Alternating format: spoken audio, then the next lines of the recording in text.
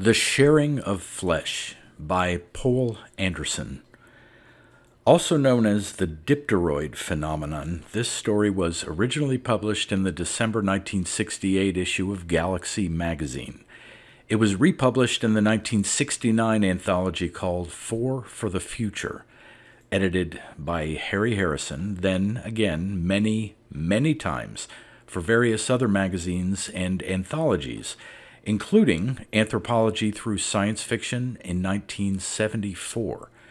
It won the Hugo Award for Best Novelette in 1969 and was nominated for the Nebula Award the same year. Finally, in 1978, it appeared in a collection of the author's works called The Night Face and Other Stories. Another in 1981 called The Dark Between the Stars, and yet another in 1983 called The Long Night. Read by Darrell T. Smith II for my channel, Quasar Spectra. The Sharing of Flesh, or the DIPTEROID phenomenon. 1. Moru understood about guns. At least the tall strangers had demonstrated to their guides what the things that each of them carried at his hip could do in a flash and a flame burst. But he did not realize that the small objects they often moved about in their hands while talking in their own language were audiovisual transmitters. Probably he thought they were fetishes. Thus, when he killed Donley Cern, he did so in full view of Donley's wife. That was happenstance. Except for prearranged times at morning and evening of the planet's 28-hour day, the biologist, like his fellows, sent only to his computer. But because they had not been married long and were helplessly happy, Evelith received his casts whenever she could get away from her own duties. The coincidence that she was tuned in at that one moment was not great. There was little for her to do. As Militech of the expedition, she being from a half-barbaric part of Kraken, where the sexes had equal opportunities to learn arts of combat suitable to primitive environments, she had overseen the building of a compound, and she kept the routines of guarding it under a close eye. However, the inhabitants of Lokon were as cooperative with the visitors from heaven as mutual mysteriousness allowed. Every instinct and experience assured Evelith Cern that their reticence masked nothing except awe, with perhaps a wistful hope of friendship. Captain Jonifer agreed.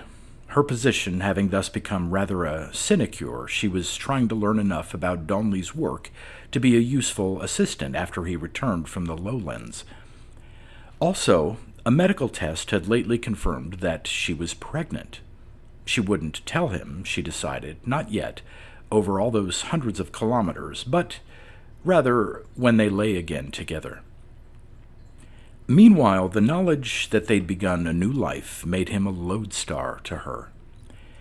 On the afternoon of his death, she entered the biolab, whistling. Outside, sunlight struck fierce and brass-colored on dusty ground, on prefab shacks huddled about the boat which had brought everyone and everything down from the orbit where New Dawn circled, on the parked flitters and grav sleds that took men around the big island that was the only habitable land on this globe, on the men and the women themselves.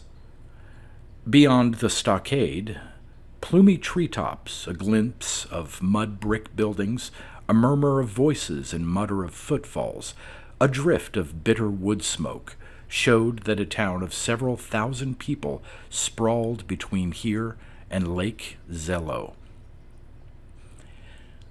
The biolab occupied more than half the structure where the Cerns lived. Comforts were few when ships from a handful of cultures struggling back to civilization ranged across the ruins of empire. For Evelith, though, it sufficed that this was their home. She was used to austerity anyway. One thing that had first attracted her to Donley, meeting him on Kraken, was the cheerfulness with which he, a man from Athea, which was supposed to have retained or regained almost as many amenities as old Earth knew in its glory, had accepted life in her gaunt, grim country. The gravity field here was .77 standard, less than two-thirds of what she had grown in. Her gait was easy through the clutter of apparatus and specimens. She was a big young woman, good-looking in the body, a shade too strong in the features for most men's taste outside her own folk.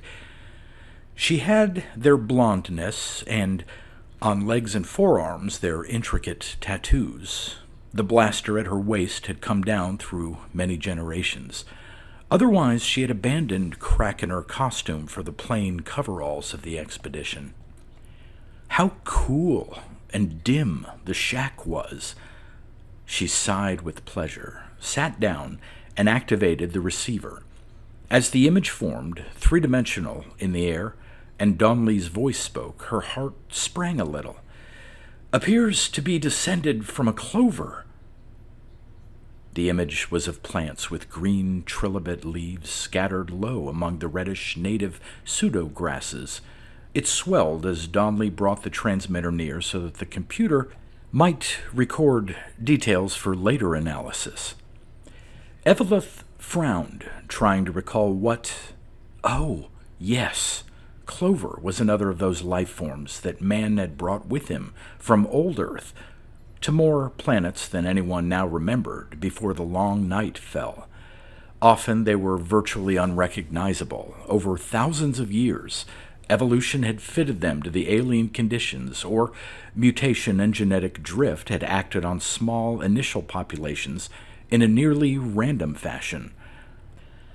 No one on Kraken had known that pines and gulls and rhizobacteria were altered immigrants until Donley's crew had arrived and identified them.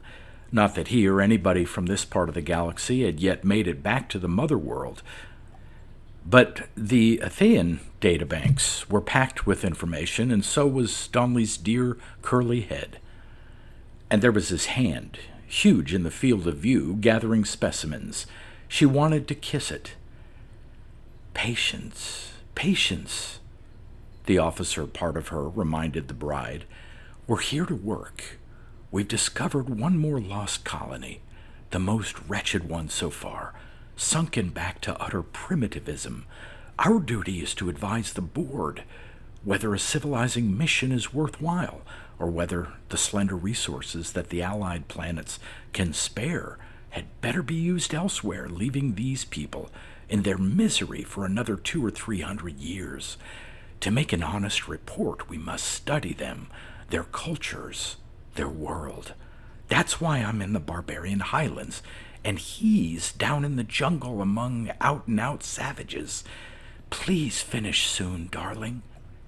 She heard Donley speak in the lowland dialect. It was a debased form of Loconese, which in turn was remotely descended from Anglic. The expedition's linguists had unraveled the language in a few intensive weeks.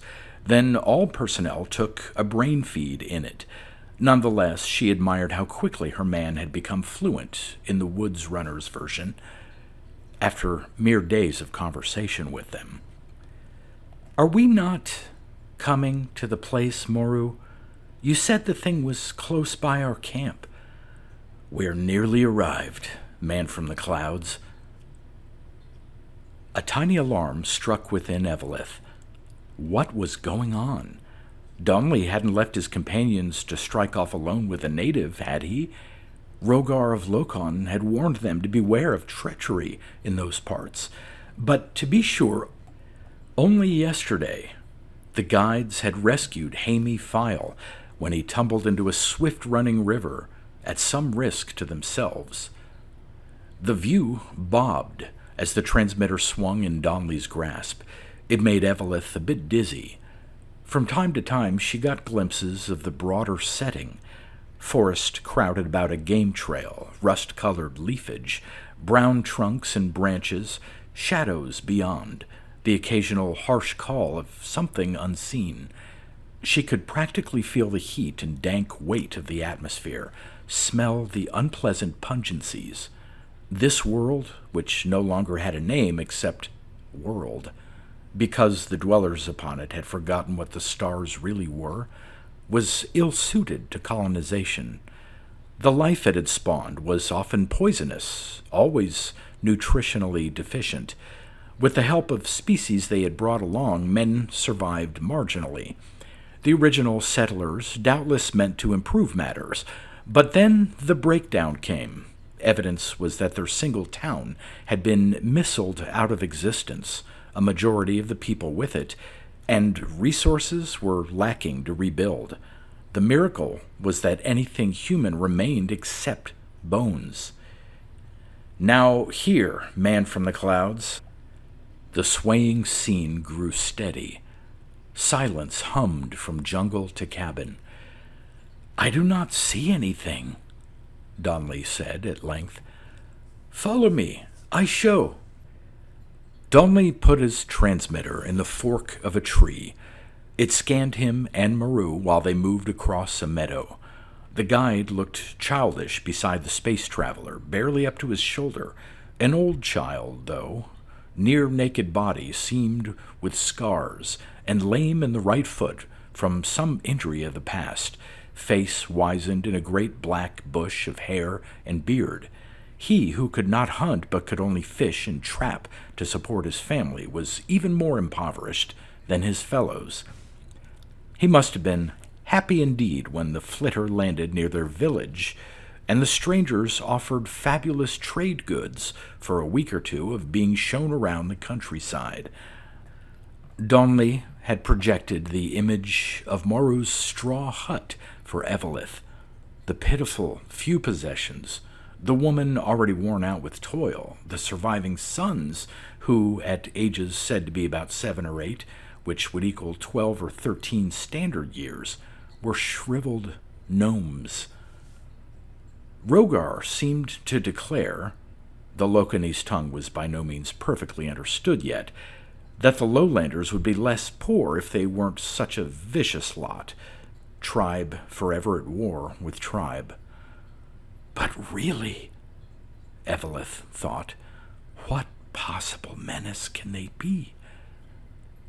Moru's gear consisted of a loin strap, a cord around his body for preparing snares, an obsidian knife, and a knapsack so woven and greased that it could hold liquids at need. The other men of his group, being able to pursue game and to win a share of booty by taking part in battles, were noticeably better off. They didn't look much different in person, however.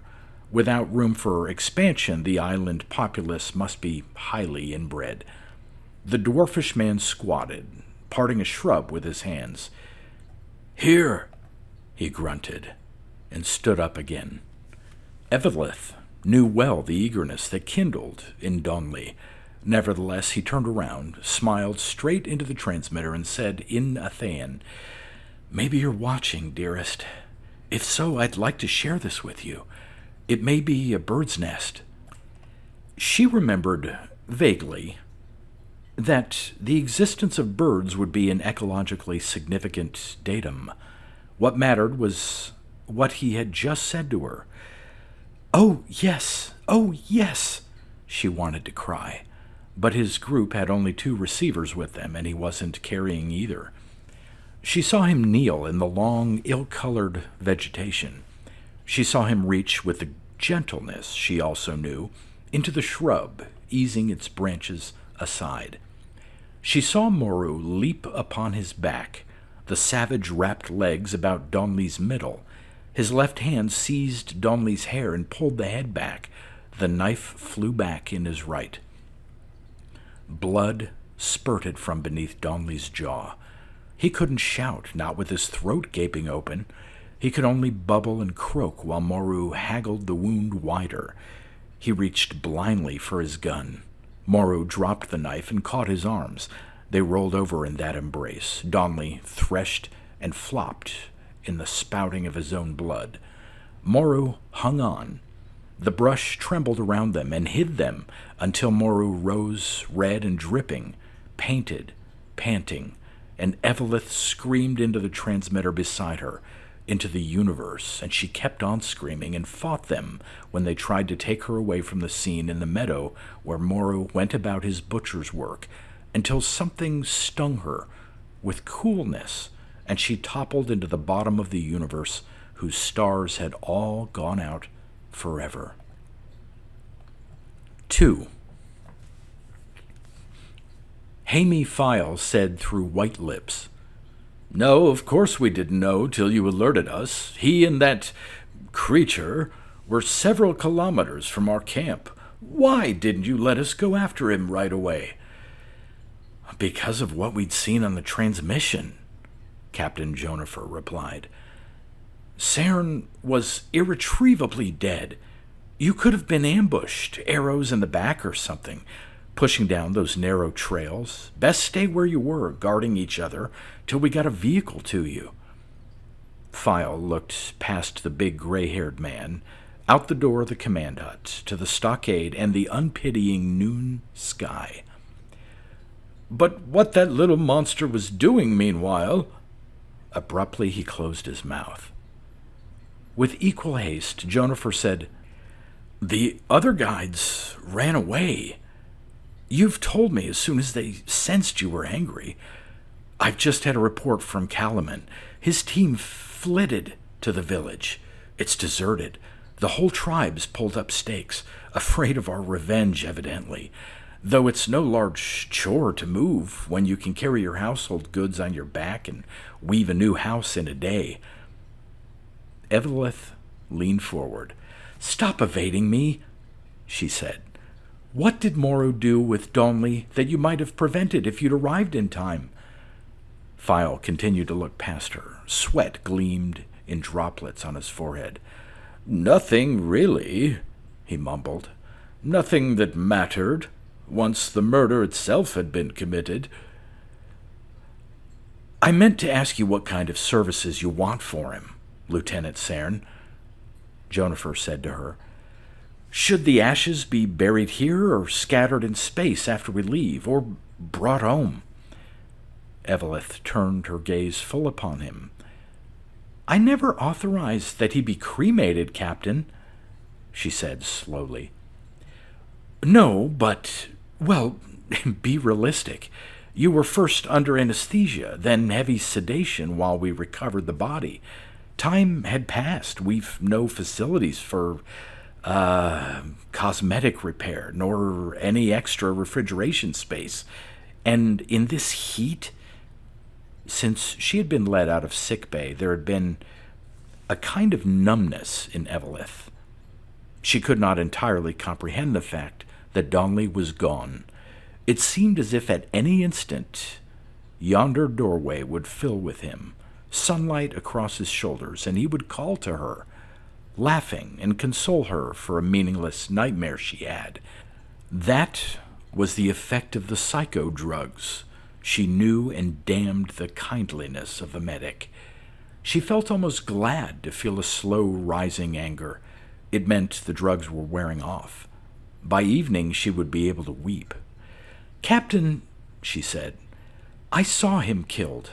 I've seen deaths before, some of them quite messy. We do not mask the truth on Kraken. You've cheated me of my right to lay my man out and close his eyes. You will not cheat me of my right to obtain justice. I demand to know exactly what happened." Jonifer's fists knotted on his desktop. "I can hardly stand to tell you, but you shall, Captain." All right, Jonifer shouted. The words leaped out like bullets. "We saw the thing transmitted. He stripped Donley, hung him up by the heels from a tree, bled him into that knapsack. He cut off the genitals and threw them in with the blood. He opened the body and took heart, lungs, liver, kidneys, thyroid, prostrate, pancreas, and loaded them up too, and ran off into the woods. Do you wonder why we didn't let you see what was left?"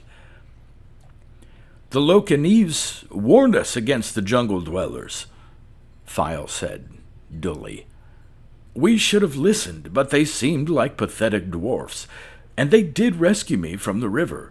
When Donley asked about the birds, described them, and asked if anything like that was known, Moreau said yes. But they were rare and shy. Our gang would scare them off. But if one man would come along with him, he could find a nest and they might see the bird. A house, he called it. But Donley thought he meant a nest, or so he told us.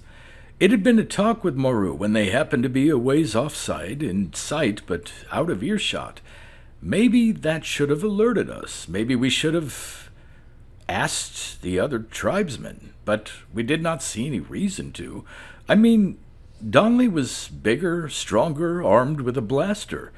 What savage would dare attack him? And anyway, they had been friendly, downright frolicsome after they got over their initial fear of us, and they'd shown as much eagerness for further contact as anybody here in Lokon has, and...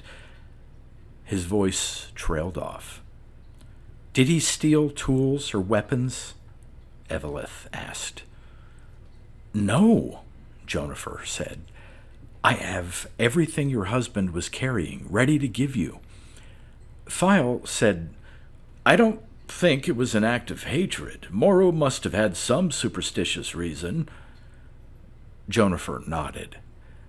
We can't judge him by our standards. Well, by whose then? Eveleth retorted. Super tranquilizer or no, she was surprised at the evenness of her own tone. I'm from Kraken, remember? I'll not let Donley's child be born and grow up knowing he was murdered, and no one tried to do justice for him. You can't take revenge on an entire tribe, Jonifer said. I don't mean to, but, Captain, the personnel of this expedition are from several different planets, each with its characteristic societies. The articles specifically state that the essential mores of every member shall be respected. I want to be relieved of my regular duties until I have arrested the killer of my husband and done justice upon him. Jonifer bent his head. I have to grant that, he said, low. Eveleth rose. Thank you, gentlemen, she said. If you will excuse me, I'll commence my investigation at once. While she was still a machine, before the drugs wore off. 3. In the drier, cooler uplands, agriculture had remained possible after the colony otherwise lost civilization. Fields and orchards, painstakingly cultivated with Neolithic tools, supported a scattering of villages in the capital town, Lokon. Its people bore a family resemblance to the forest dwellers. Few settlers, indeed, could have survived to become the ancestors of this world's humanity. But the Highlanders were better nourished, bigger, straighter. They wore gaily dyed tunics and sandals. The well-to-do added jewelry of gold and silver. Hair was braided, chins kept shaven. Folk walked baldly, without the savage's constant fear of ambush, and talked merrily. To be sure, this was only strictly true of the free, while New Dawn's anthropologists had scarcely begun to unravel the ins and outs of the culture. It had been obvious from the first that Lokon kept a large slave class.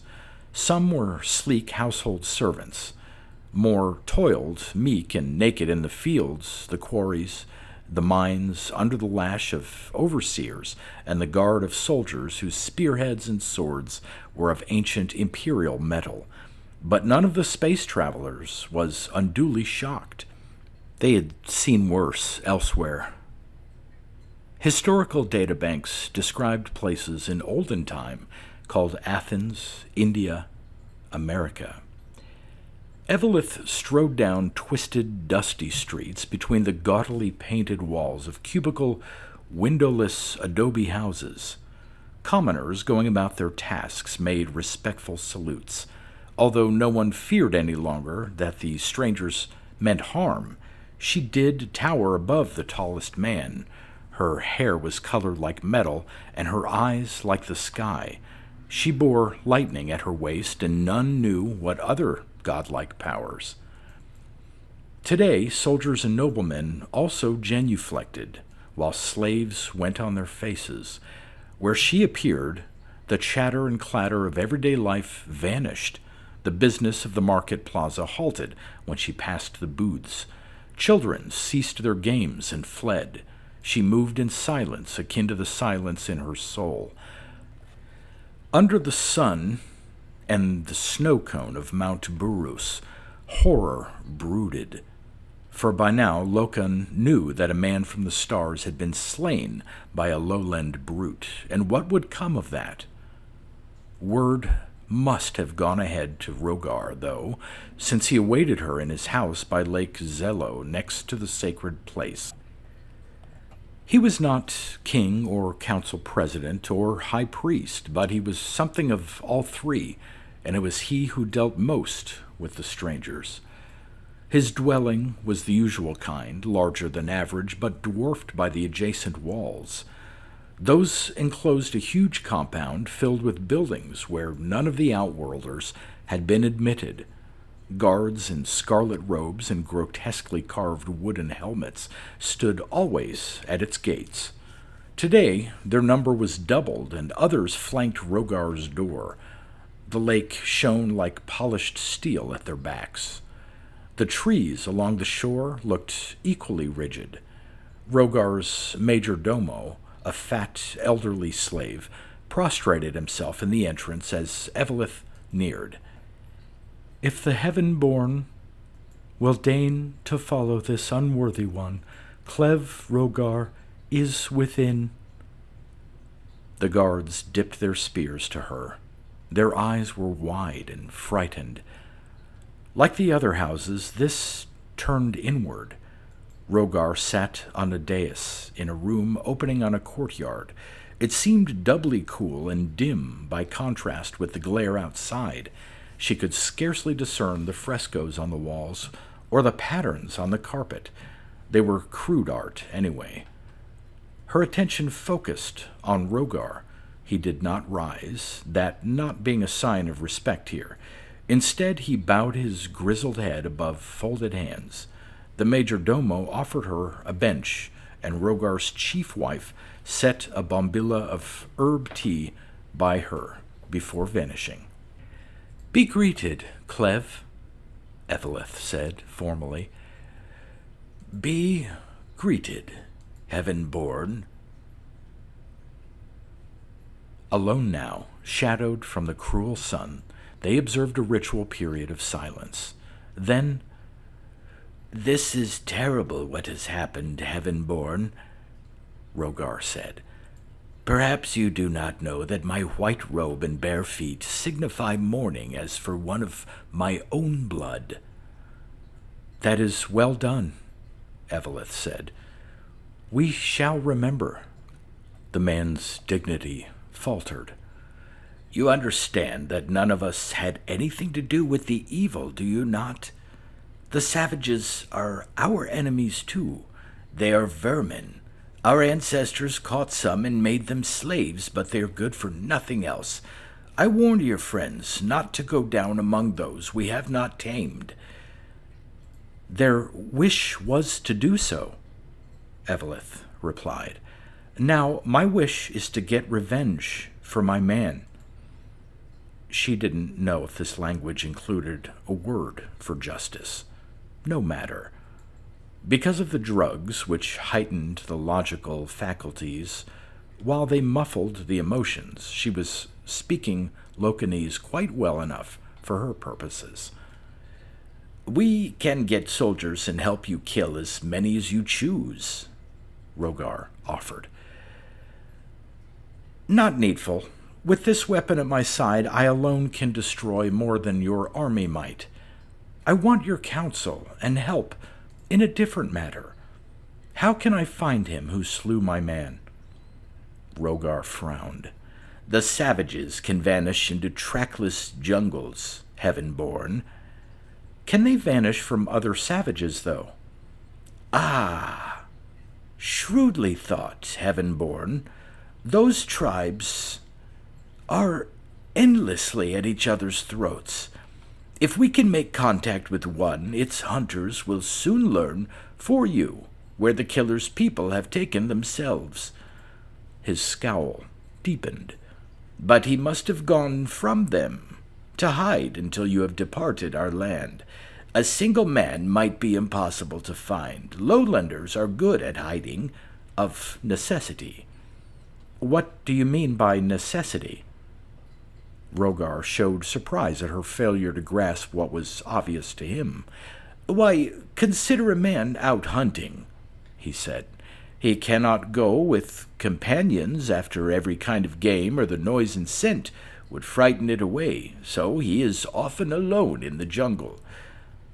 Someone from another tribe may well set upon him. A man stalked and killed is just as useful as one slain in open war." "Why this incessant fighting?" Rogar's look of bafflement grew stronger. "How else shall they get human flesh?" "But they do not live on that." "No, surely not, except as needed. But that need comes many times, as you know. Their wars are their chief way of taking men. Booty is good too, but not the main reason to fight. He who slays owns the corpse, and naturally divides it solely among his close kin. Not everyone is lucky in battle. Therefore, these who did not chance to kill in a war may well go hunting on their own, 2 or 3 of them together, hoping to find a single man from a different tribe, and that is why a lowlander is good at hiding." Eveleth did not move or speak.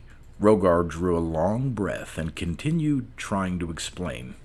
"Heavenborn, when I heard the evil news, I spoke long with men from your company. They told me what they had seen from afar, by the wonderful means you command. Thus it is clear to me what happened. This guide, what is his name? Yes, Moru. He is a cripple. He had no hope of killing himself a man except by treachery. When he saw that chance, he took it." He ventured a smile. "That would never happen in the Highlands," he declared. "We do not fight wars save when we are attacked, nor do we hunt our fellow men as if they were animals. Like yours, ours is a civilized race." His lips drew back from startlingly white teeth. "But, Heavenborn, your man was slain. I propose we take vengeance, not simply on the killer if we catch him, but on his tribe, which we can certainly find, as you suggested. That will teach all the savages to beware of their betters. Afterward we can share the flesh, half to your people, half to mine." Eveleth could only know an intellectual astonishment. Yet she had the feeling somehow of having walked off a cliff. She stared through the shadows into the grave old face, and after a long time she heard herself whisper, "You also here eat men." "Slaves," Rogar said. "No more than required. One of them will do for 4 boys." Her hand dropped to her gun. Rogar sprang up in alarm. "Heavenborn," he exclaimed, "I told you we are civilized. Never fear attack from any of us.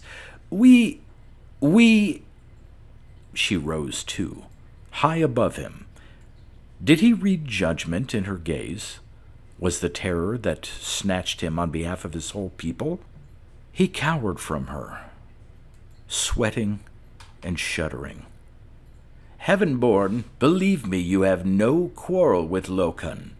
No, now let me show you, let me take you into the sacred place, even if you are no initiate, for surely you are akin to the gods. Surely the gods will not be offended. Come, let me show you how it is. Let me prove we have no will and no need to be your enemies."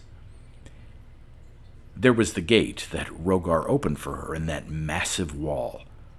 There were the shocked countenances of the guards and loud promises of many sacrifices to appease the powers. There was the stone pavement beyond, hot and hollowly resounding underfoot. There were the idols grinning around a central temple. There was the house of the acolytes who did the work and who shrank in fear when they saw their master conduct a foreigner in. There were the slave barracks. "See, heaven-born, they're well treated, are they not? We do have to crush their hands and feet when we choose them as children for this service. Think how dangerous it would be otherwise, hundreds of boys and young men in here, but we treat them kindly unless they misbehave. Are they not fat? Their own holy food is especially honorable, bodies of men of all degree who have died in their full strength. We teach them that they will live on in those for whom they are slain. Most are content with that. Believe me, heaven-born, ask them yourself. Though, remember, they grow dull-witted with nothing to do year after year. We slay them quickly, cleanly, at the beginning of each summer, no more than we must for that year's crop of boys entering into manhood. 1 slave for 4 boys, no more than that. And it is a most beautiful rite, with days of feasting and merrymaking afterward. Do you understand now, heaven-born? You have nothing to fear from us. We are not savages, warring and raiding and skulking to get our man-flesh. We are civilized. Not godlike in your fashion, no, I dare not claim that. Do not be angry, but civilized. Surely worthy of your friendship. Are we not? Are we not, heaven-born? 4. Chenna Darnard, who headed the cultural anthropology team, told her computer to scan its databank. Like the others, it was a portable, its memory housed in New Dawn. At the moment the spaceship was above the opposite hemisphere, and perceptible time passed while beams went back and forth along the strung-out relay units. Chenna leaned back and studied Evelith across her desk. The Krakener girl sat so quietly, it seemed unnatural, despite the drugs in her bloodstream retaining some power. To be sure, Evelith was of aristocratic descent in a warlike society. Furthermore, hereditary psychological as well as physiological differences might exist on the different worlds. Not much was known about that, apart from extreme cases like Gwydion, or this planet. Regardless, Chenna thought, it would be better if Evelith gave way to simple shock and grief. "Are you quite certain of your facts, dear?" the anthropologist asked, as gently as possible. "I mean, while this island alone is habitable, it's large, the topography is rugged, communications are primitive, my group has already identified scores of distinct cultures." "I questioned Rogar for more than an hour," Evelith replied in the same flat voice, looking out of the same flat eyes as before. "I know interrogation techniques, and he was badly rattled. He talked. The Locanese themselves are not as backward as their technology. They've lived for centuries with savages threatening their borderlands. It's made them develop a good intelligence network. Rogar described its functioning to me in detail. It can't help but keep them reasonably well informed about everything that goes on. And while tribal customs do vary tremendously, the cannibalism is universal. That is why none of the Locanese thought to mention it to us. They took for granted that we had our own ways of providing human meat. People have latitude in those methods. Oh yes, here they breed slaves for the purpose, but most lowlanders have too skimpy an economy for that. Some of them use war and murder. Among others, they settle it within the tribe by annual combats.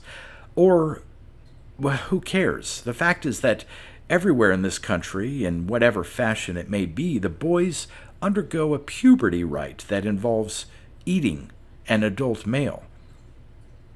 Chenna bit her lip. What in the name of chaos might have started it? Computer, have you scanned? Yes, the machine voice out of the case on her desk. Data on cannibalism in man are comparatively sparse because it is a rarity.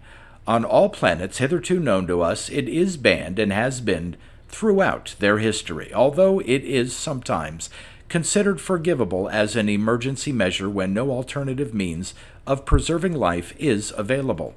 Very limited forms of what might be called ceremonial cannibalism have occurred, as, for example, the drinking of minute amounts of each other's blood in pledging oath brotherhood among the Falcons or Loklana. Never mind that, Chenna said. A tautness in her throat thickened her tone. Only here, it seems, have they degenerated so far that... Or is it degeneracy? Reversion, perhaps? What about old Earth? Information is fragmentary. Aside from what was lost during the long night, knowledge is under the handicap that the last primitive societies there vanished before interstellar travel began. But certain data collected by ancient historians and scientists remain. Cannibalism was an occasional part of human sacrifice. As a rule, victims were left uneaten. But in a minority of religions, the bodies or selected portions of them were consumed either by a special class or by the community as a whole. Generally, this was regarded as theophagy. Thus, the Aztecs of Mexico offered thousands of individuals annually to their gods. The requirement of doing this forced them to provoke wars and rebellions, which in turn made it easy for the eventual European conqueror to get native allies. The majority of prisoners were simply slaughtered, their hearts given directly to the idols, but in at least one cult the body was divided among the worshippers. Cannibalism could be a form of magic too. By eating a person, one supposedly acquired his virtues. This was the principal motive of the cannibals of Africa and Polynesia. Contemporary observers did report that the meals were relished, but that is easy to understand, especially in protein-poor areas. The sole recorded instance of systematic, non-ceremonial cannibalism was among the Carib Indians of America. They ate man because they preferred man.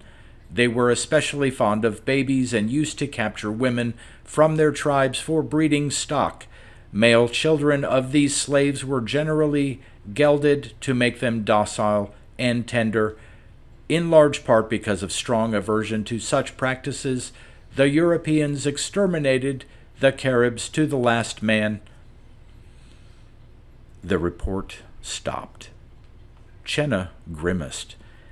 I can sympathize with the Europeans, she said. Evelith might once have raised her brows, but her face stayed as wooden as her speech. Aren't you supposed to be an objective scientist?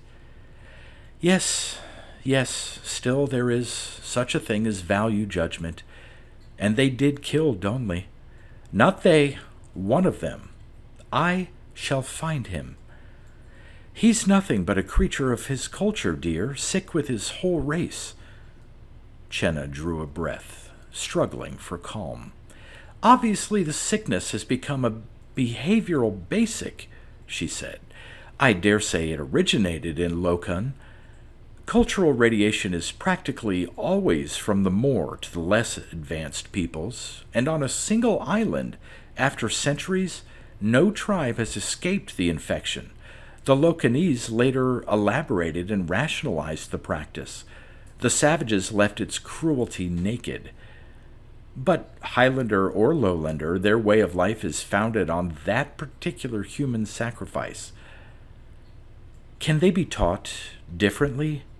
Evelith asked without real interest. Yes, in time, in theory, but, well, I do know enough about what happened on old Earth and elsewhere when advanced societies undertook to reform primitive ones. The entire structure was destroyed. It had to be. Think of the result. If we told these people to desist from their puberty rite, they wouldn't listen. They couldn't. They must have grandchildren. They know a boy won't become a man unless he has eaten part of a man. We'd have to conquer them, kill most, make sullen prisoners of the rest. And when the next crop of boys did in fact mature without the magic food, what then? Can you imagine the demoralization, the sense of utter inferiority, the loss of that tradition which is the core of every personal identity? It might be kinder to bomb this island sterile. Chenna shook her head. No, she said harshly. The single decent way for us to proceed would be gradually. We could send missionaries. By their precept and example, we could start the natives phasing out their custom after 2 or 3 generations, and we can't afford such an effort. Not for a long time to come, not with so many other worlds in the galaxy, so much worthier of what little help we can give. I'm going to recommend this planet be left alone. Evelith considered her for a moment before asking, Isn't that partly because of your own reaction? Yes, Chenna admitted. I cannot overcome my disgust. And I, as you pointed out, am supposed to be professionally broad-minded, so even if the board tried to recruit missionaries, I doubt if they'd succeed. She hesitated. You yourself, Evelith. The Krakener rose. My emotions don't matter, she said. My duty does. Thank you for your help. She turned on her heel and went with military strides out of the cabin. 5. The chemical barriers were crumbling. Evelith stood for a moment before the little building that had been hers and Donley's, afraid to enter. The sun was low, so that the compound was filling with shadows. A thing leathery-winged and serpentine cruised silently overhead. From outside the stockade drifted sounds of feet, foreign voices, the whine of a wooden flute. The air was cooling. She shivered. Their home would be too hollow. Someone approached. She recognized the person glimpse-wise, Alcebeta Mondaine from Nueva America. Listening to her well-meant, foolish condolences would be worse than going inside. Evelith took the last 3 steps and slid the door shut behind her. Donley will not be here again, eternally.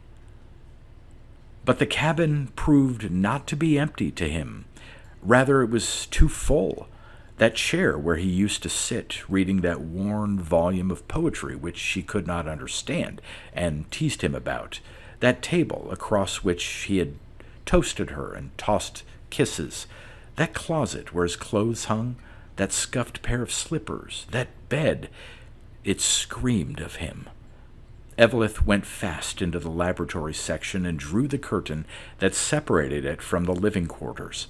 Rings rattled along the rod. The noise was monstrous in twilight. She closed her eyes and fists and stood breathing hard. I will not go soft, she declared. You always said you loved me for my strength. Among numerous other desirable features, you'd add with your slow grin, but I remember that yet, and I don't aim to let slip anything that you loved. I've got to get busy, she told Donley's child. The Expedition Command is pretty sure to act on China's urging and haul mass for home. We've not many days to avenge your father. Her eyes snapped open. What am I doing? She thought, bewildered. Talking to a dead man and an embryo. She turned on the overflow fluoro and went to the computer. It was made no differently from the other portables. Donley had used it, but she could look away from the unique scratches and bumps on that square case, as she could not escape his microscope, chem analyzers, chromosome tracer, biological specimens. She seated herself. A drink would have been very welcome, except that she needed clarity. "Activate," she ordered. The on light glowed yellow. Evelith tugged her chin, searching for words. "The objective," she said at length, "is to trace a lowlander who has consumed several kilos of flesh and blood from one of this party, and afterward vanished into the jungle. The killing took place about 60 hours ago. How can he be found?" The least hum answered her.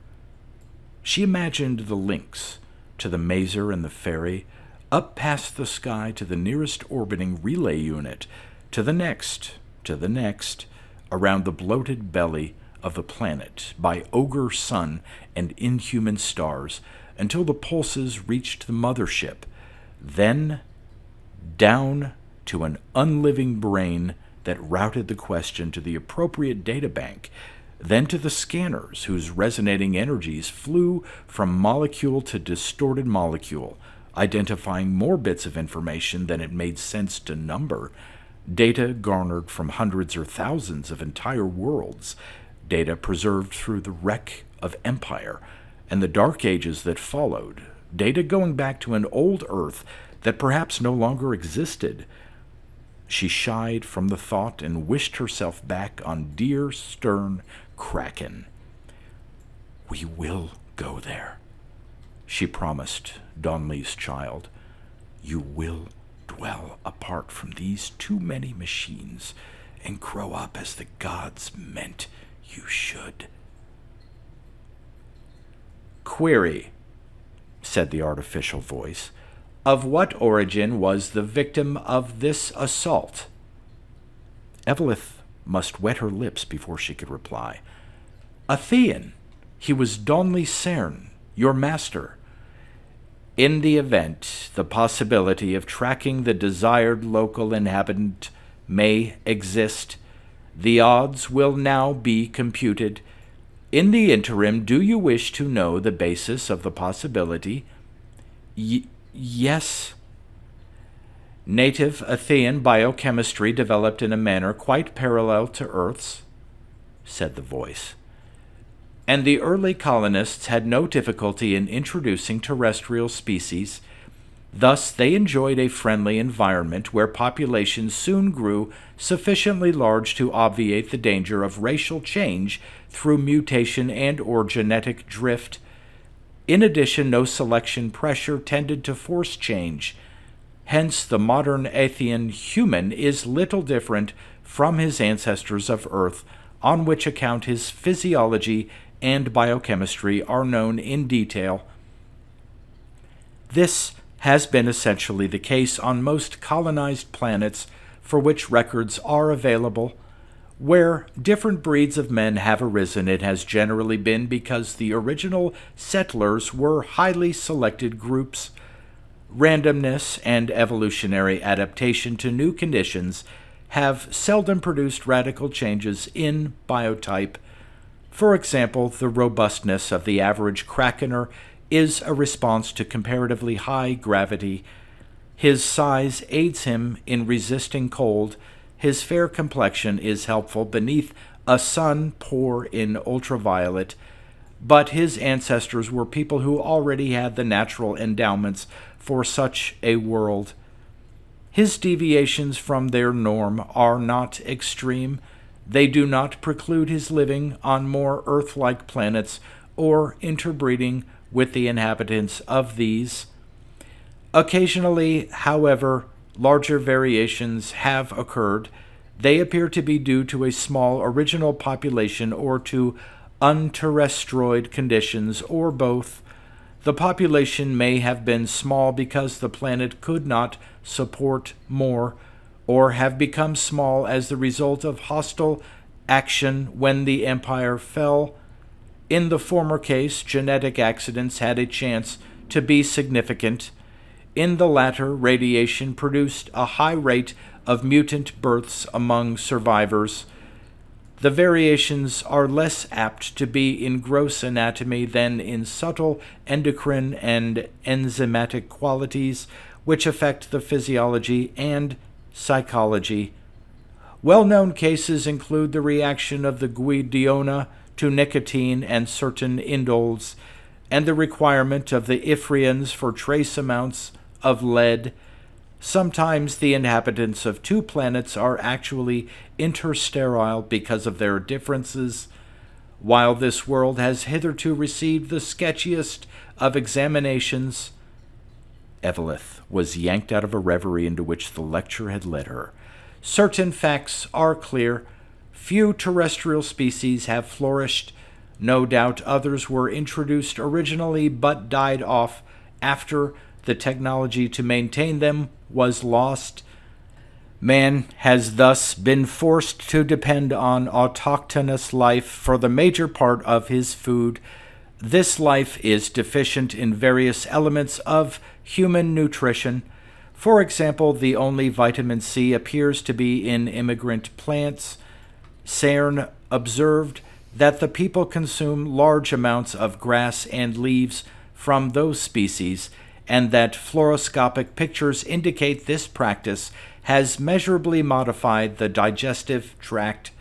No one would supply skin, blood, sputum, or similar samples, not even from corpses. Afraid of magic, Evelyn thought drearily. Yes, they're back to that too. But intensive analysis of the usual meat animals shows these to be undersupplied with 3 essential amino acids, and human adaptation to this must have involved considerable change on the cellular and subcellular levels. The probable type and extent of such change are computable. The calculations are now complete.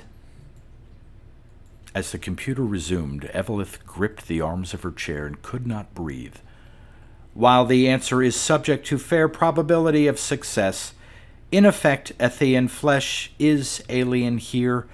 It can be metabolized, but the body of the local consumer will excrete certain compounds, and these will import a characteristic odor to skin and breath, as well as to urine and feces.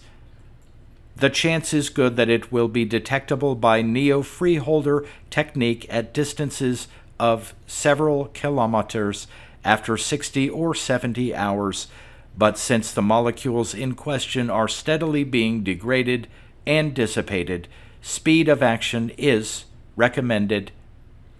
I'm going to find Donley's murderer. Darkness roared around Evelyn. Shall the organisms be ordered for you and given the appropriate search program? Asked the voice. They can be on hand in an estimated 3 hours. Yes, she stammered. Oh, please, have you any other advice? The man ought not to be killed out of hand, but brought here for examination, if for no other reason than in order that the scientific ends of the expedition may be served. That's a machine talking, Evelyn cried. It's designed to help research, nothing more. But it was his. And its answer was so altogether Donley that she could no longer hold back her tears. 6. The single big moon rose nearly full shortly after sundown. It drowned most stars. The jungle beneath was cobbled with silver and dappled with black. The snow cone of Mount Burus floated unreal at the unseen edge of the world. Wind slid around Evelyn where she crouched on her graph sled. It was full of wet, acrid odors and felt cold, though it was not, and chuckled at her back. Somewhere something screeched every few minutes, and something else cawed reply. She scowled at her position indicators, aglow on the control panel. Curses and chaos. Moru had to be in this area. He could not have escaped from the valley on foot in the time available, and her search pattern had practically covered it. If she ran out of bugs before she found him, must she assume he was dead? They ought to be able to find his body regardless, ought they not? Unless it was buried deep. Here. She brought the sled to hover, took the next file off the rack, and stood up to open it. The bugs came out many and tiny, like smoke in the moonlight. Another failure? No. Wait. Were not those motes dancing back together into a streak barely visible under the moon and vanishing downward? Heart thuddering, she turned to the indicator. Its neurodetector antenna was not aimlessly wobbling, but pointed straight west-northwest. Declination 32 degrees below horizontal.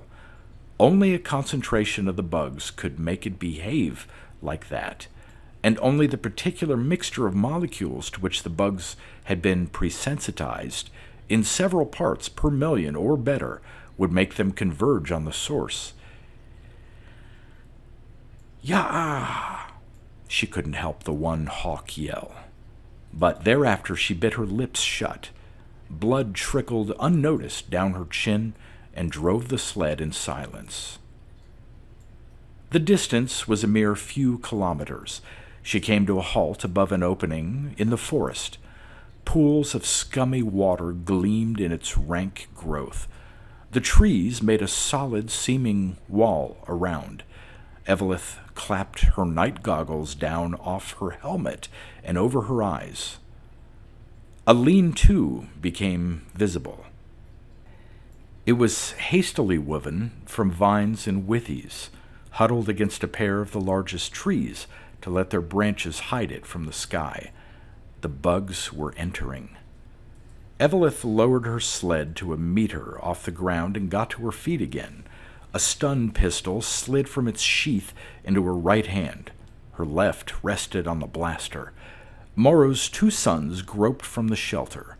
The bugs whirled around them, a mist that blurred their outlines. Of course, Eveleth realized, nonetheless shocked into a higher hatred. I should have known. They did the actual devouring. More than ever did they resemble gnomes. Skinny limbs, big heads, the potbellies of undernourishment. Crackener boys of their age would have twice the bulk and be noticeably on the way to becoming men. These nude bodies belonged to children, except that they had the grotesqueness of eld. The parents followed them, ignored by the entranced bugs. The mother wailed. Eveleth identified a few words. What is the matter? What are those things? Oh, help! But her gaze was locked upon Moru. Limping out of the hutch, stooped to clear its entrance, he made her think of some huge beetle crawling from an awful heap.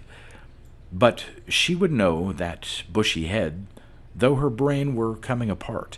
He carried a stone blade, surely the one that had hacked up Donley. I will take it away from him, and the hand with it. Eveleth wept.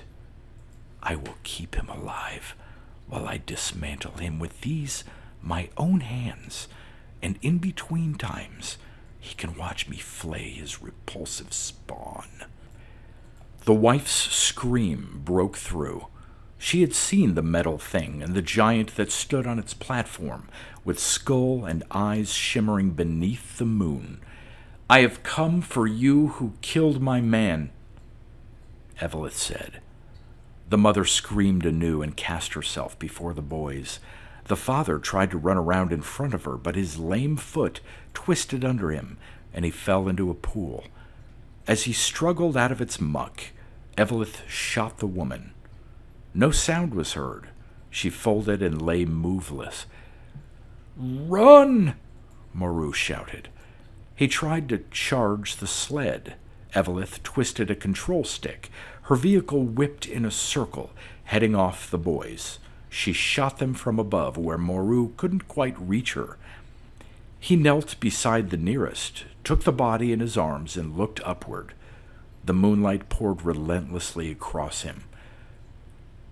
"What can you do now to me?" he called. She stunned him, too, landed, got off, and quickly hogtied the 4 of them. Loading them aboard, she found them lighter than she had expected. Sweat had sprung forth upon her until her coverall stuck dripping to her skin. She began to shake as if with fever. Her ears buzzed. "I would have destroyed you," she said. Her voice sounded remote and unfamiliar. A still more distant part wondered why she bothered speaking to the unconscious, in her own tongue at that. "I wish you hadn't acted the way you did. That made me remember what the computer said about Donnelly's friends needing you for study. You're too good a chance, I suppose.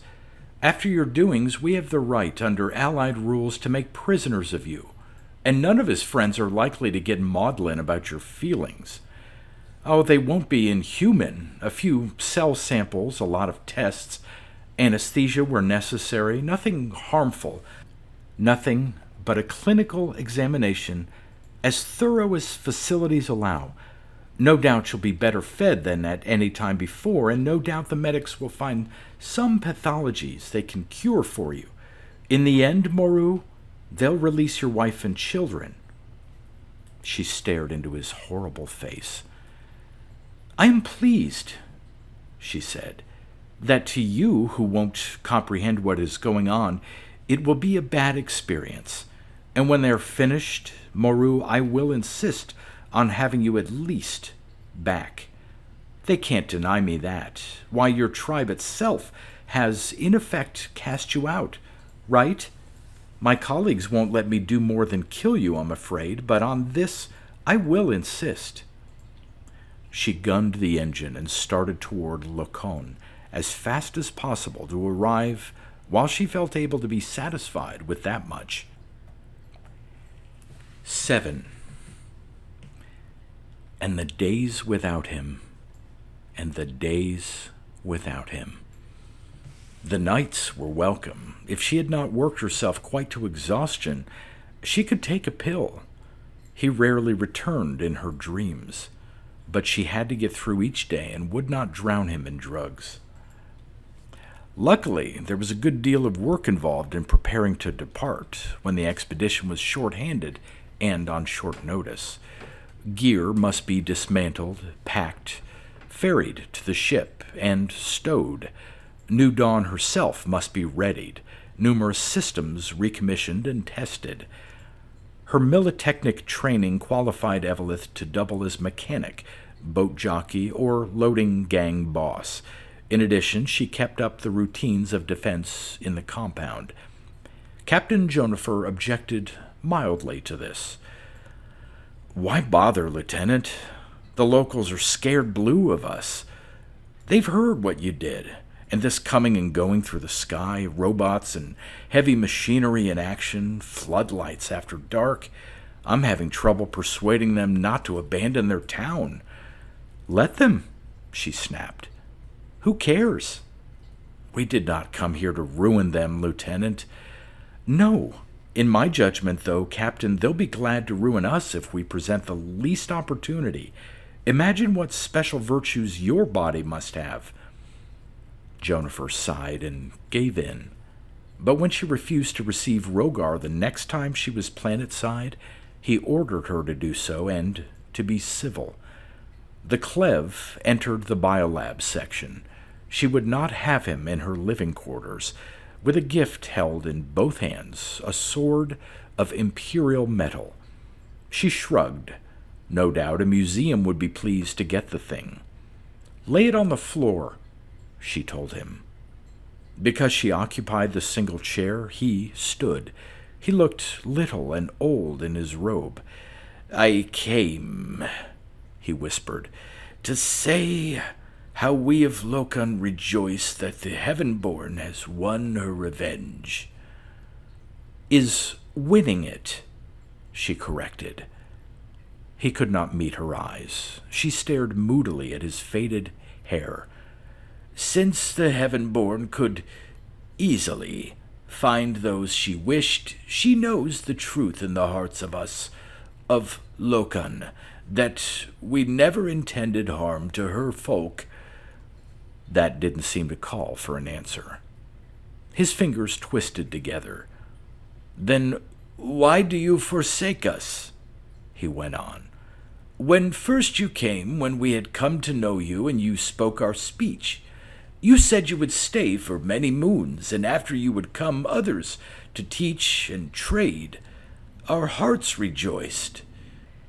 It was not alone the goods you might some day let us buy, nor that your wise men talked of ways to end hunger, sickness, danger, and sorrow. No, our jubilation and thankfulness were most for the wonders you opened. Suddenly the world was made great that had been so narrow, and now you are going away. I have asked when I dared, and those of your men who will speak to me say none will return. How have we offended you, and how may it be made right, Heaven-born?" "You can stop treating your fellow men like animals." Eveleth got past her teeth. "I have gathered somewhat that you from the stars say it is wrong what happens in the sacred place, but we only do it once in our lifetimes, Heaven-born, and because we must." "You have no need." Rogar went on his hands and knees before her. "Perhaps the Heaven-born are thus," he pleaded, "but we are merely men. If our sons do not get the manhood, they will never beget children of their own, and the last of us will die alone in a world of death, with none to crack his skull and let the soul out." He dared glance up at her. What he saw made him whimper and crawl backwards into the sun glare. Later, Chenna Darnard sought Eveleth. They had a drink and talked around the subject for a while, until the anthropologist plunged in. "You were pretty hard on the Sachem, weren't you?" "How'd you—" "Oh." The Krakener remembered that the interview had been taped, as was done whenever possible for later study. "What was I supposed to do? Kiss his man-eating mouth?" "No." Chenna winced. "I suppose not." "Your signature heads the list on the official recommendation that we quit this planet." "Yes, but now I don't know. I was repelled. I am, however, I've been observing the medical team working on those prisoners of yours. Have you—" "No." "You should. The way they cringe and shriek and reach to each other when they're strapped down in the lab and cling together afterward in their cell. They aren't suffering any pain or mutilation, are they?" "Of course not, but they can believe it when their captors say they won't. They can't be tranquilized while under study, you know, if the results are to be valid. Their fear of the absolutely unknown, well, Eveleth, I had to stop observing. I couldn't take any more." Chenna gave the other a long stare. "You might, though." Eveleth shook her head. "I don't gloat. I'll shoot the murderer because my family honor demands it. The rest can go free, even the boys, even in spite of what they ate." She poured herself a stiff draught and tossed it off in a gulp. The liquor burned on the way down. "I wish you wouldn't," Chenna said. "Donnelly wouldn't have liked it. He had a proverb that he claimed was very ancient. He was from my city, don't forget, and I did know him longer than you, dear. I heard him say twice or thrice, Do I not destroy my own enemies if it make them my friends? Think of a venomous insect, Evelith replied. You don't make friends with it, you put it under your heel. But a man does what he does because of what he is, what his society has made him. Chenna's voice grew urgent. She leaned forward to grip Evelith's hand, which did not respond. What is one man, one lifetime, against all who live around him and all who have gone before? Cannibalism wouldn't be found everywhere over this island in every one of these otherwise altogether different groupings if it weren't the most deeply rooted cultural imperative this race has got. Evelith grinned around a rising anger. And what kind of race are they to acquire it? And how about according me the privilege of operating on my own cultural imperatives? I'm bound home to raise Donley's child away from your gutless civilization. He will not grow up disgraced because his mother was too weak to exact justice for his father. Now, if you will excuse me, I have to get up early and take another boatload to the ship and get it inboard. That task required a while. Evelith came back towards sunset of the next day. She felt a little more tired than usual, a little more peaceful. The raw edge of what had happened was healing over. The thought crossed her mind, abstract, but not shocking, not disloyal. I'm young. 1 year, another man will come. I won't love you the less, darling. Dust scuffed under her boots. The compound was half stripped already, a corresponding number of personnel berthed in the ship. The evening reached quiet beneath a yellowing sky. Only a few of the expedition stirred among the machines and remaining cabins. Locon lay as hushed as it had lately become. She welcomed the thud of her footfalls on the steps into Jonifer's office. He sat waiting for her, big and unmoving behind his desk. Assignment completed without incident, she reported. Sit down, he said. She obeyed. The silence grew. At last he said, out of a stiff face, The clinical team has finished with the prisoners. Somehow it was a shock. Evelith groped for words. Isn't that too soon? I mean, well, we don't have a lot of equipment and just a couple of men who can see the advanced stuff, and then without Donley for an expert on Earth biology, wouldn't a good study down to the chromosomal level, if not further, something that the physical anthropologists could use, wouldn't it take longer?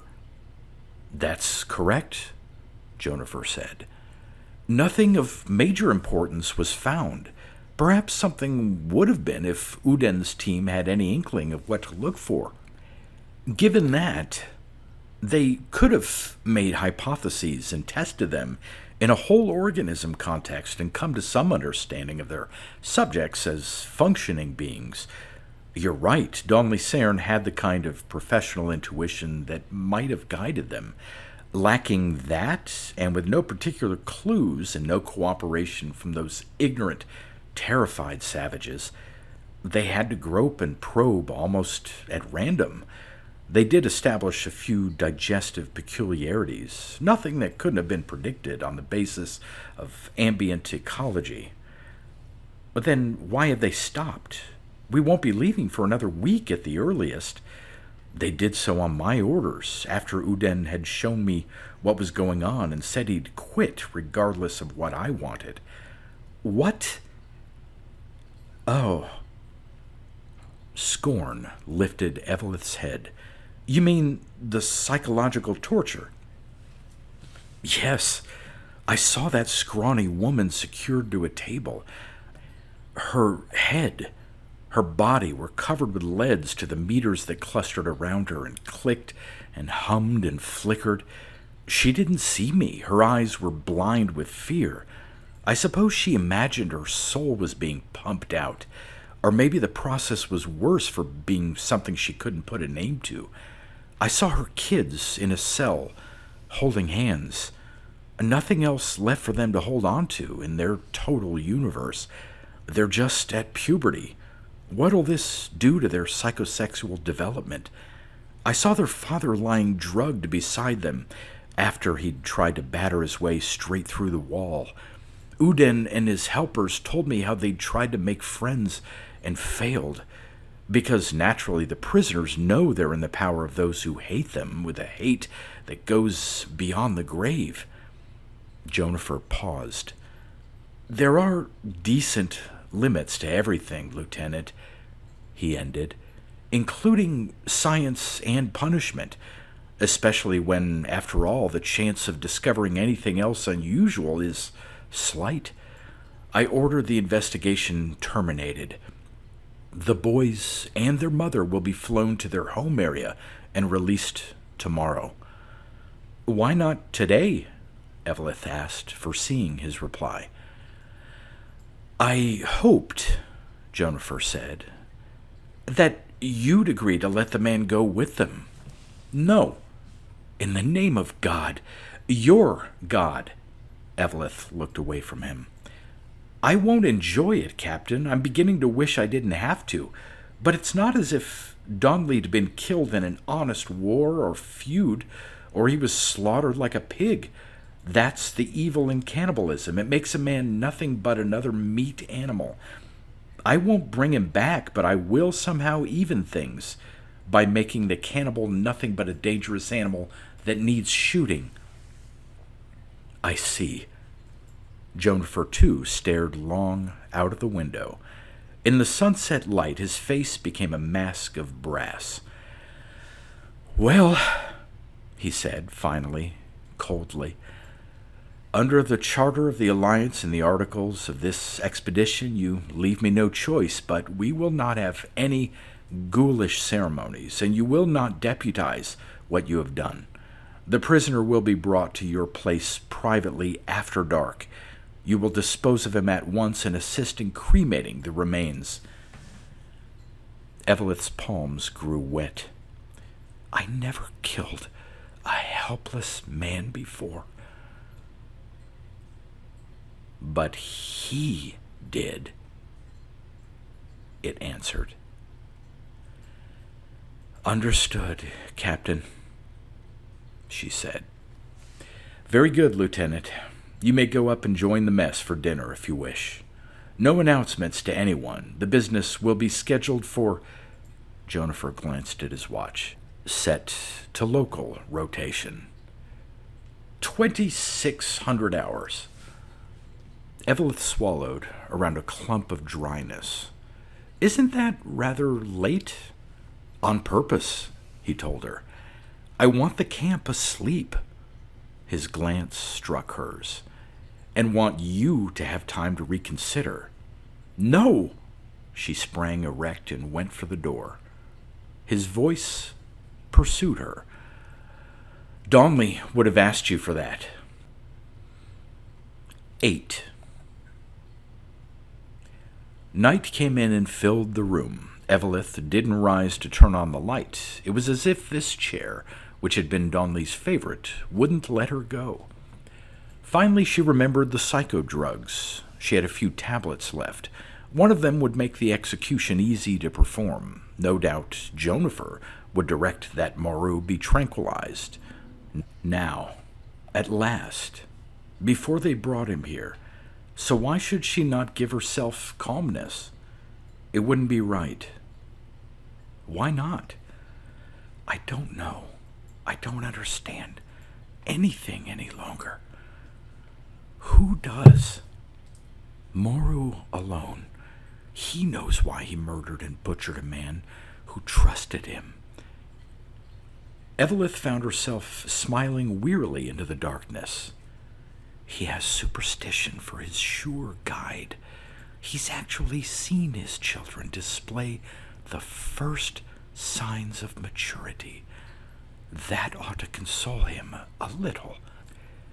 Odd that the glandular upheaval of adolescence should have commenced under frightful stress.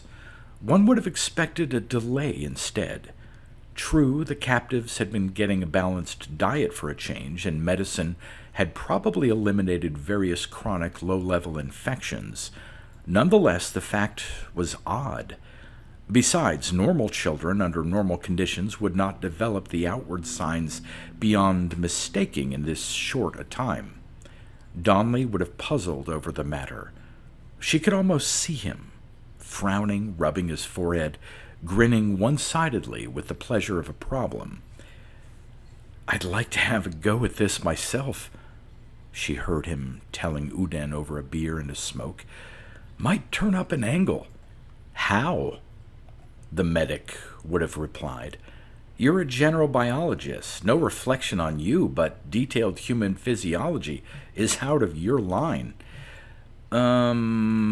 Yes and no.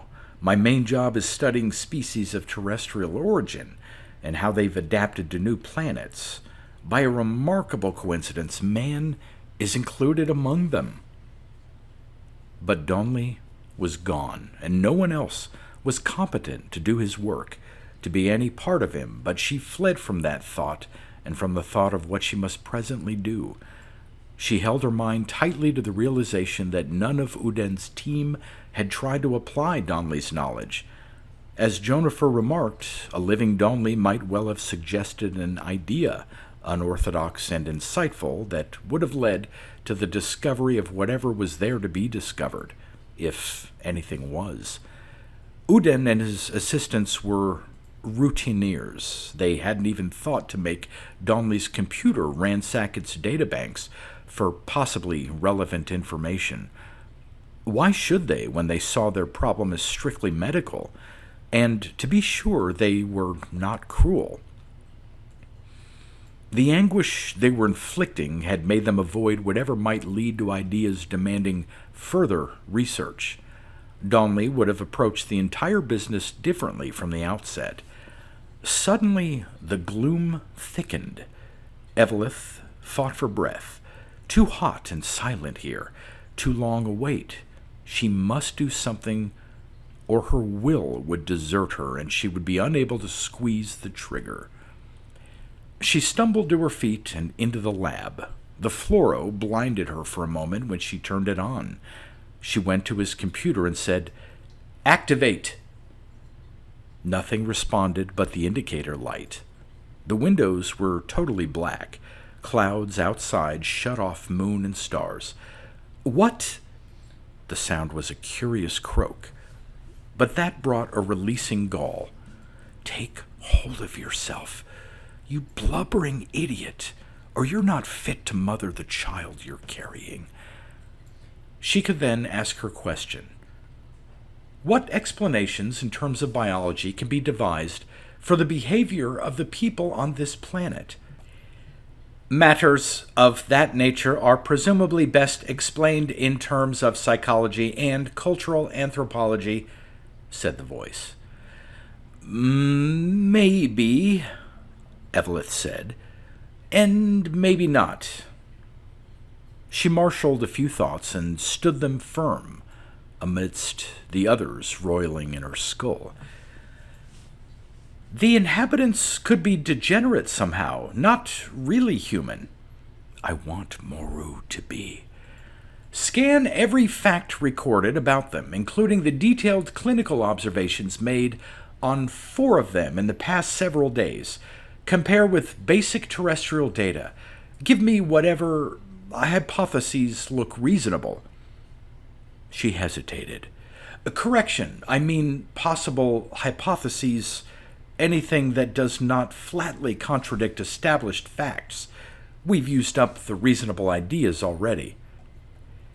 The machine hummed.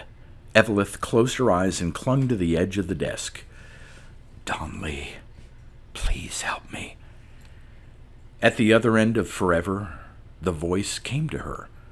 The sole behavioral element which appears to be not easily explicable by postulates concerning environment and accidental historical developments is the cannibalistic puberty rite. According to the anthropological computer, this might well have originated as a form of human sacrifice. but that computer notes certain illogicalities in the idea as follows.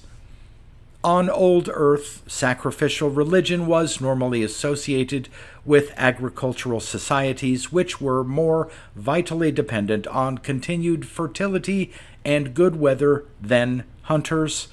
Even for them, the offering of humans proved disadvantageous in the long run, as the Aztec example most clearly demonstrates. Locon has rationalized the practice to a degree, making it a part of the slavery system and thus minimizing its impact on the generality. But for the lowlanders, it is a powerful evil, a source of perpetual danger, a diversion of effort and resources that are badly needed for survival. It is not plausible that the custom, if ever imitated from Locon, should persist among every one of those tribes. Nevertheless, it does. Therefore, it must have some value, and the problem is to find what. The method of obtaining victims varies widely, but the requirement always appears to be the same. According to the Loconese, one adult male body is necessary and sufficient for the maturation of 4 boys. The killer of Don Lucerne was unable to carry off the entire corpse. What he did take of it is suggestive. Hence, a dipteroid phenomenon may have appeared in man on this planet. Such a thing is unknown among higher animals elsewhere, but is conceivable. A modification of the Y chromosome would produce it. The test for that modification, and thus the test of the hypothesis, is easily made. The voice stopped. Evelith heard the blood slugging in her veins. "What are you talking about?" "The phenomenon is found among lower animals on several worlds," the computer told her. "It is uncommon, and so is not widely known. The name derives from the diptera, a type of dung fly on old Earth." Lightning flickered. "Dung fly, good, yes," the machine went on to explain. 9. Jonifer came along with Moru. The savage's hands were tied behind his back, and the spaceman loomed enormous over him. Despite that and the bruises he had inflicted on himself, he hobbled along steadily. The clouds were breaking and the moon shone ice-white. Where Evelith waited, outside her door, she saw the compound reach bare to the saw-topped stockade, and a crane stand above like a gibbet. The air was growing cold, the planet spinning toward an autumn, and a small wind had arisen to whimper behind the dust devils that stirred across the earth. Jonifer's footfalls rang loud. He noticed her and stopped. Moru did likewise. "What did they learn?" she asked. The captain nodded. "Uden got right to work when you called," he said. "The test is more complicated than your computer suggested, but then it's for Donley's kind of skill, not Uden's. He'd never have thought of it unassisted. Yes, the notion is true." "How?" Moru stood waiting while the language he did not understand went to and fro around him. "I'm no medic." Jonifer kept his tone altogether colorless. "But from what Uden told me, the chromosome defect means that the male gonads here can't mature spontaneously. They need an extra supply of hormones. He mentioned testosterone and androsterone, I forget what else, to start off the series of changes which bring on puberty. Lacking that, you'll get eunuchism. Uden thinks the surviving population was tiny after the colony was bombed out, and so poor that it resorted to cannibalism for bare survival, the first generation or two. Under those circumstances, a mutation that would otherwise have eliminated itself got established and spread to every descendant." Evelith nodded. "I see. You understand what this means, I suppose, Jonifer said. There'll be no problem to ending the practice. We'll simply tell them we have a new and better holy food and prove it with a few pills. Terrestrial-type meat animals can be reintroduced later and supply what's necessary. In the end, no doubt our geneticists can repair that faulty Y chromosome. He could not stay contained any longer. His mouth opened, a gash across his half-seen face, and he rasped, I should praise you for saving a whole people. I can't. Get your business over with, will you? Eveleth trod forward to stand before Moru. He shivered, but met her eyes. Astonished, she said, You haven't drugged him. No, Jonifer said. I wouldn't help you. He spat. Well, I'm glad. She addressed Moru in his own language. You killed my man. Is it right that I should kill you? It is right, he answered, almost as levelly as she. I thank you that my woman and my sons are to go free. He was quiet for a second or two. I have heard that your folk can preserve food for years without it rotting. I would be glad if you kept my body to give to your sons. Mine will not need it, Eveleth said, nor will the sons of your sons. Anxiety tinged his words. Do you know why I slew your man? He was kind to me, and like a god, but I am lame.